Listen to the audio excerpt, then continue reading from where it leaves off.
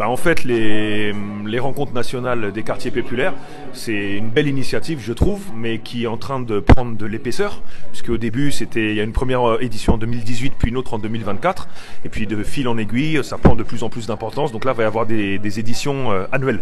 Donc je trouve que c'est hyper important de les préparer. Déjà parce que, on va dire, le commun des mortels n'est jamais suffisamment considéré dans tout ce qui est matière, on va dire, de réflexion dans le champ politique. Donc il s'agit d'aller le plus possible vers les gens et déjà les habitants des quartiers populaires qui ont plein de choses à dire sur ce qu'elles vivent, mais aussi les acteurs des quartiers qui sont bien souvent experts en la matière. C'est-à-dire que moi, ce qui m'intéresse dans cette histoire-là, c'est d'être le réceptacle de leur expertise.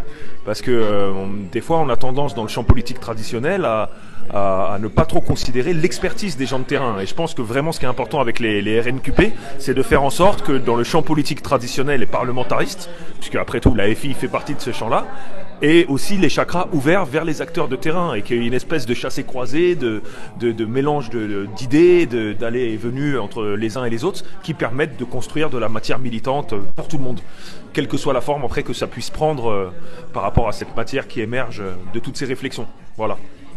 Et tu en tires des choses positives, des choses qui ont été dites par les habitants du Oui, localement, c'est des questions très terre à terre, mais avec une vraie conscience, une vraie volonté de changer des choses, avec des propositions très concrètes, la gratuité des transports. Là, tout à l'heure, il y a un habitant qui a proposé qu'il y ait des sièges bébés disponibles aussi dans les taxis. C'est tellement évident qu'on se demande pourquoi on n'y a pas pensé plus tôt, en fait. Sur l'exclusion et tout dans la cité, c'est vrai que quand on est mère seule, par exemple, famille monoparentale, qu'on n'est pas véhiculé et qu'on a un nourrisson et qu'on peut, ça peut poser question. Donc il y a toujours une intelligence collective et qui émerge. Faut juste faire en sorte d'aller la chercher, quoi. Voilà.